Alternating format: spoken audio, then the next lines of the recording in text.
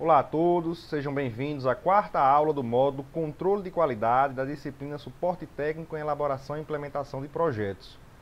Estudaremos hoje a ferramenta da qualidade Diagrama de Ishikawa, também conhecido como Diagrama de Causa e Efeito, e veremos a sua importância na identificação das causas de problemas em um processo e como que isso pode auxiliar na implementação das soluções.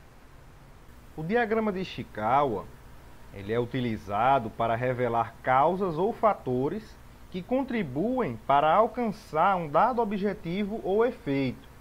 Após essa identificação, caso surja algum problema na saída final do processo, poderá ser investigada a sua causa, analisando de frente para trás todas as atividades constantes aí no ramo do diagrama. Portanto, através dele é possível mostrar as causas de um determinado problema ou uma oportunidade de melhoria. Assim, ele é extremamente útil, já que permite analisar todas as causas potenciais que resultem em um único problema e propor ações mais objetivas para um determinado problema. As categorias das causas, elas podem seguir aí o método 6M, conforme pode se observar na imagem. Então tem os materiais que fazem parte do processo, os métodos que são utilizados, a mão de obra presente no processo, as máquinas, o meio ambiente e as medidas. Então, seguindo essa metodologia, é bem provável que se consiga encontrar as soluções para o problema. Se pensarmos em um passo a passo para a execução do diagrama de Ishikawa, o primeiro passo seria determinar o efeito, ou seja, o problema a ser estudado. Em segundo lugar, devemos observar as causas prioritárias, estudá-las, classificá-las e priorizá-las. Então, deve-se aí definir quais as categorias que se adequem melhor ao efeito. O terceiro passo é realizar um brainstorm, reunindo aí todas as informações sobre o problema, para encontrar aí possíveis soluções. Para cada causa primária, a gente deve questionar, por que esta causa acontece? E a última etapa é revisar e chegar a uma versão final do diagrama e propor ações focadas para a correção das causas prioritárias. Cabe aqui uma observação, para a elaboração das ideias aí para o diagrama de Ishikawa, é recomendável que seja uma equipe multidisciplinar, vindo aí de departamentos diferentes. Isso vai ajudar a ter outras visões sobre o problema estudado. Então vamos aqui resolver um dos exercícios para a fixação do conteúdo. A questão ela diz que você é o técnico responsável pelo setor de fundição de uma empresa e observa que os tarugos dos aços AISE 1020 e AISE 1080 estão em desconformidade com as dimensões especificadas, ficando com diâmetros diferentes entre eles. Encontre as causas potenciais do problema através da elaboração do diagrama de Ishikawa. Então a gente vai resolver esse exercício, semelhante como a gente fez com o fluxograma, lá no site do Lucidchart online. A gente tem um modelo lá para o diagrama de Ishikawa que a gente vai utilizar para resolver esse exercício. Então aqui, como a gente fez com o fluxograma, a gente já vai selecionar um modelo aqui em novo, documento de modelo. E aqui em análise de negócios, no padrão análise de negócios, tem um modelo para o diagrama de causa e efeito. Aqui, como eu já dei até em outras aulas, o diagrama de Gantt, se vocês quiserem dar uma olhada, também aqui ele vai ter. Então tem diversos padrões, vocês podem dar uma olhada e ver aqui alguns que vocês podem utilizar nos projetos de vocês. A gente vai abrir aqui o diagrama de causa e efeito, abrir o modelo. Então aí inicialmente, como a gente fez lá no fluxograma, a gente vai apagar os que já tem aqui, para poder utilizar o fluxograma e nomeá-los da forma como a gente quer, certo? Então aqui após apagar, a gente vai nomear o nosso diagrama, vamos chamar de diagrama de Ishikawa mesmo, né? Ishikawa, chamado diagrama de Ishikawa, ou diagrama de causa e efeito, né? E em seguida, né, a gente vai, primeiramente, inicialmente, a gente vai nomear as categorias. Vamos utilizar então aqui o método 6M, né, as categorias de materiais,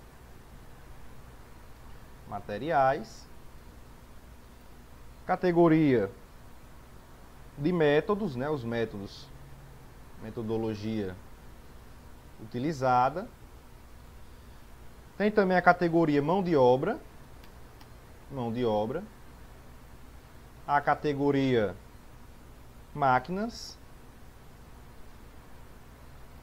a categoria meio ambiente,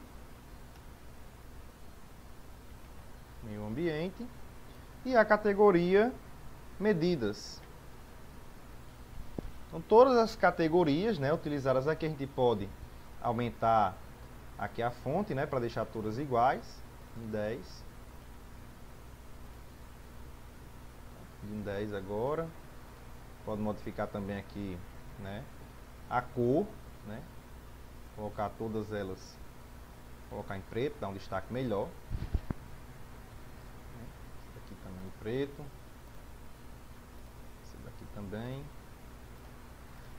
Então aqui, né, agora o segundo passo, né, a gente vai trabalhar nas causas. Então, se as causas elas forem muito complexas, elas podem ser decompostas, né, em causas primárias, que são as linhas ligadas aí às categorias ou os grupos de causas, materiais, métodos, mão de obra e os demais. Né, assim como também pode ser feito em causas secundárias, né, que ficam ligadas aí às causas primárias. Aqui a gente vai trabalhar somente com as causas primárias, certo? Se quiser fazer uma causa secundária relacionada à causa primária, você pega uma linha aqui, copia e cola e liga ela, né, e cria aqui uma causa secundária, né? Então aqui a gente vai trabalhar somente com as causas primárias para o nosso caso. A ideia, né, aqui seria fazer um brainstorm, né, para poder verificar as causas. Nesse caso, como apenas eu pensei nas causas possíveis, né, vão ser essas causas que vão ser utilizadas, né? Uma empresa, isso seria feito por uma equipe, como eu falei, multidisciplinar. A ideia aqui é pensar inicialmente no que é necessário para a produção, no caso do aço, né, por fundição, desde o fornecimento da matéria-prima até a medição dos diâmetros, que foi onde ocorreu aí o problema, o erro. Então eu anotei, né, aqui uma rota, né, e pensei em algumas características presentes nessa rota e identifiquei possíveis causas para cada um desses grupos de causas.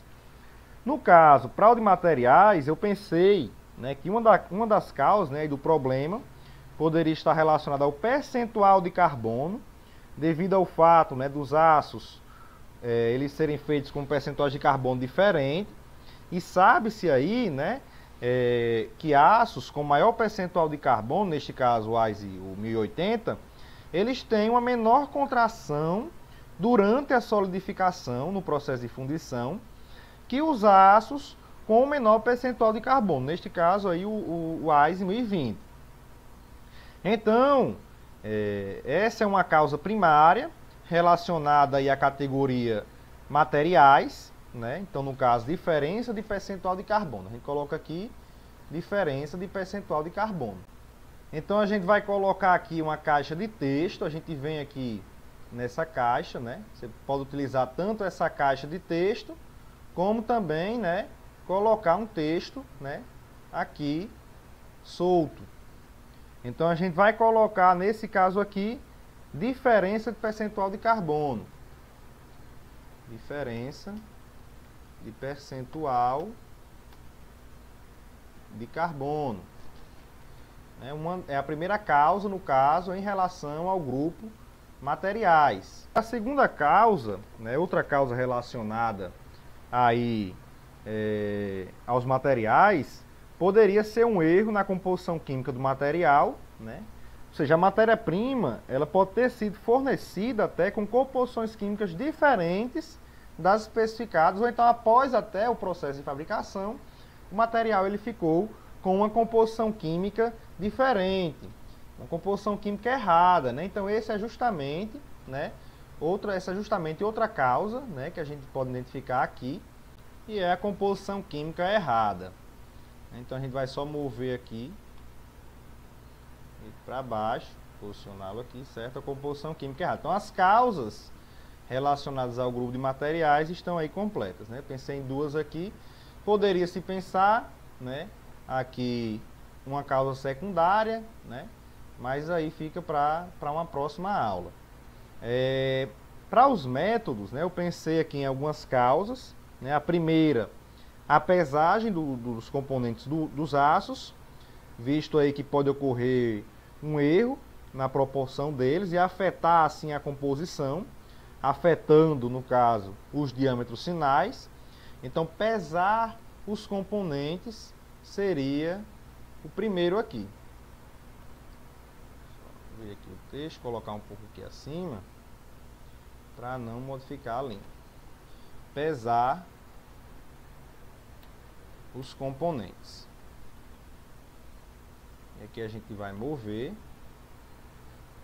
Nesse caso aqui, eu pensei para os métodos em três causas. Então eu vou colocar aqui logo as linhas. Eu vou movimentar logo, mover essa linha um pouco mais para cima. Aqui, direcionar ela, né, essa linha um pouco mais para cima.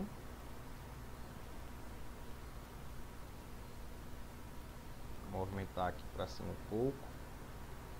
Eu acho que ele colou. Beleza. Então aqui a gente vai copiar e colar essa outra. Colocar ela um pouco também mais para cima aqui. Certo. Tudo bem. Então,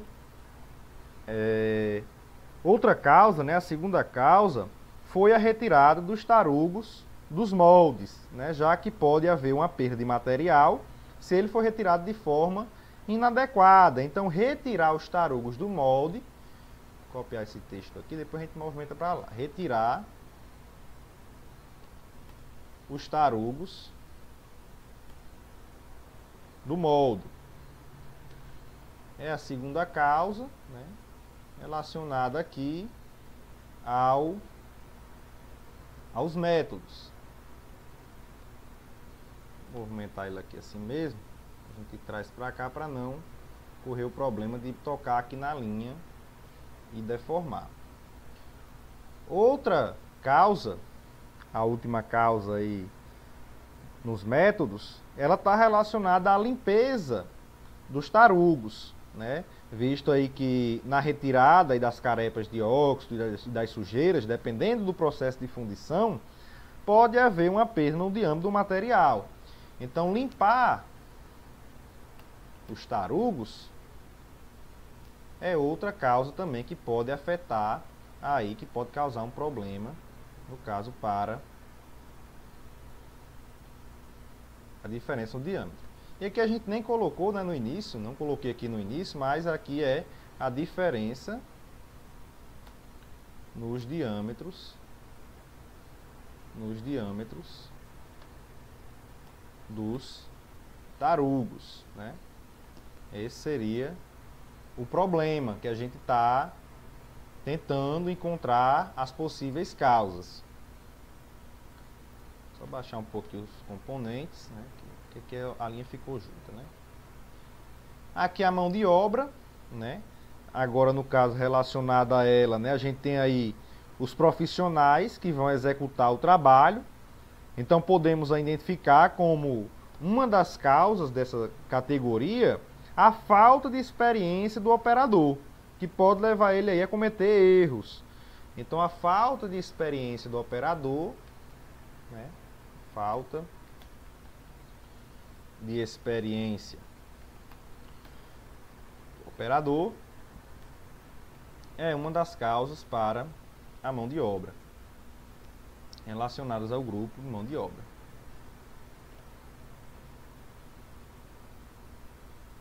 Outra causa que pode estar relacionada aí à mão de obra é o lado mental ou sentimental do operador, né, que pode estar passando por algum problema, e isso pode influenciar durante a execução do seu trabalho. Então a gente pode chamar assim, né? Problemas aí de ordem mental ou sentimental do operador. Então, problemas de ordem mental e sentimental. E isso influencia bastante, né? Sentimental do operador, podendo ocasionar aí alguns erros, né? A gente vai mover para a mão de obra. Tudo bem. E agora relacionado, né, na categoria de máquinas, a gente pode identificar o forno e o molde, né? Aí a primeira impressão a gente pode identificar o forno e o molde. Então uma causa aí poderia ser a falta de manutenção do forno e outra a deterioração dos moldes, né? O que poderia causar aí uma variação dimensional. Então a falta de manutenção no forno, chamar assim, uma falta de manutenção no forno, falta de manutenção no forno, a gente vai movimentar para cá, clicar aqui para mover,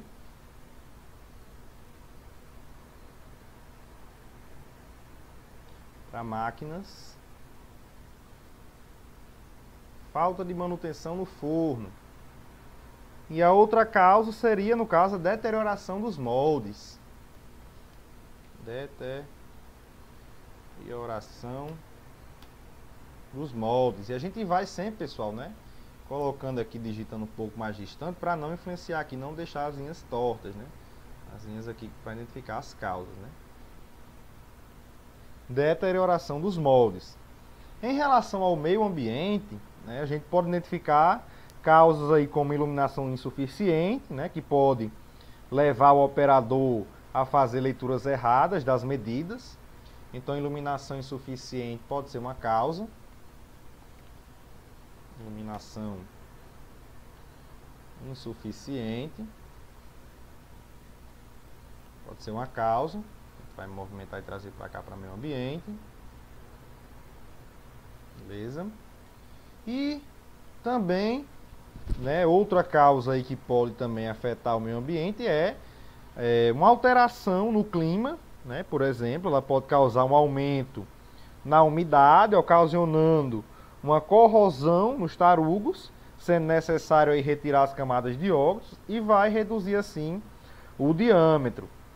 E como um possui mais carbono do que o outro, ele vai oxidar menos, reduzindo assim, né, menos o seu diâmetro, havendo aí essa diferença nos diâmetros do tarugo. Então, a alteração no clima, né, a alteração no clima seria também uma causa relacionada aí ao meio ambiente. Só movimentar assim para não mexer aqui na linha.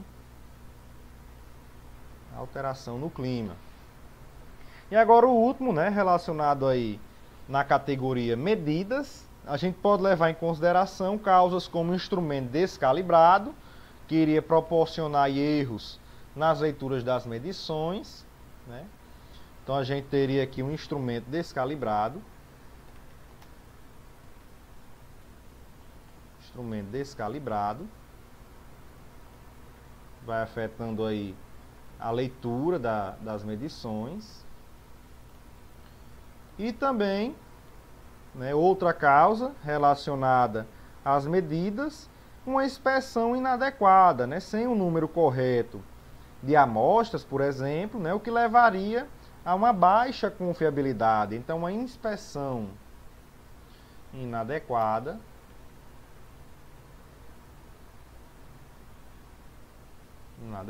seria outra causa relacionada a medidas. Medidas, inspeção inadequada. Então, com o diagrama pronto, né, aqui o nosso diagrama está pronto, diagrama de Ishikawa, para a diferença nos diâmetros dos tarugos. Com ele pronto, né, por último a gente vai revisá-lo, né, a ideia é revisar e pensar no efeito que cada causa tem e buscar soluções para cada uma. Por exemplo, eu pensei aqui em algumas soluções, né? No caso, certificar que o volume de material ele vai ser o adequado para que após a contração, durante a solidificação, o volume de material ele seja igual para os dois tipos de aço. Pode-se verificar os laudos de composição química, né, para ver se não há uma diferença significativa nos percentuais de cada componente, para que esteja de acordo com as especificações de cada aço. Pode-se fazer um treinamento aí com os operadores, para que eles adquiram mais experiência. Fazer uma manutenção preventiva ou preditiva no forno e no molde. Calibrar os instrumentos, controlar a umidade do local, né? São algumas ideias aí, né? A ideia aqui é buscar possíveis soluções, né? Pode ser mais de uma, para cada uma dessas causas. Então, só para finalizar, pessoal, né? Aqui a gente sabe que a gente pode vir e salvar esse arquivo aqui. A gente vem aqui em arquivo, né? Mostrei isso aqui na aula de fluxograma. Em exportar, e podemos exportar para PDF ou para algum formato de foto, né? PNG, JPEG. A gente pode exportar esse arquivo ou compartilhá-lo aqui no próprio LucidChart com algum colega. Então, só para finalizar a aula de hoje, né? Se a gente elencar alguns fatores críticos para o sucesso da construção do diagrama de Ishikawa e sua implementação, a gente pode ter aí o envolvimento, né? Eu elenquei aqui oito fatores para a gente obter sucesso na construção. Primeiro, o envolvimento de todos os interessados ou atingidos pelo processo.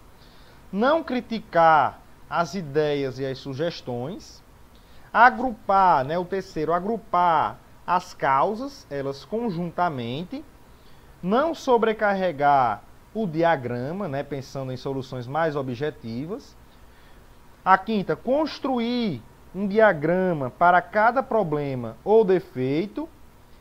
A sexta, listar as causas mais prováveis, né, que podem ocorrer. Você analisa o processo, ele do início até o final, e vê as causas mais prováveis relacionadas ao fluxo do processo. Criar um ambiente favorável à solução do problema. E, por último, entender claramente cada causa e seus possíveis efeitos, né, para que assim possa encontrar uma solução. Então, pessoal, essa foi a nossa aula de hoje. Aprendemos a respeito do diagrama de Ishikawa ou diagrama de causa e efeito. E vimos formas objetivas de identificar causas para determinados problemas através de grupos de causas e como pensar em possíveis soluções. Na aula seguinte, nós estaremos aprendendo a respeito de folha de verificação. E eu espero vocês lá. Até a próxima!